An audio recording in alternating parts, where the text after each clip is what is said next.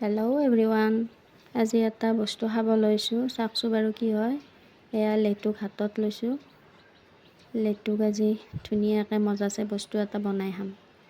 বাকলিখিনি এৰুৱাই লৈছোঁ, এটা এটাকৈ এৰুৱাই লৈ কলপাতত লৈ ধুনীয়াকৈ নিমখ জ্বলা গুড়ি লৈ খাব লৈছোঁ। মানে ল'ৰাই এনেই শুদাই দিলে খাব নিবিচাৰে, কিন্তু এনেকৈ নিমখ জলকীয়া দি সানি দিলে খুব ভাল পায় খাবলৈ।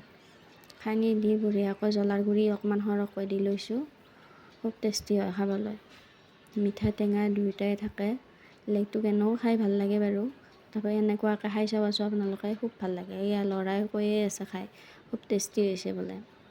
সঁচাকৈ খুব ধুনীয়া হৈছে খাবলৈ। নিমখ জলকীয়া দুয়োটাই পূৰা মুখত লগা হৈছে, খুব সোৱাদ হৈছে। আপোনালোকে এনেকুৱাকৈ খাই পোৱা নাই যদি এবাৰ খাই চাবচোন, খাবলৈ খুব ভাল লাগে, ধুনীয়া লাগিছে খাই।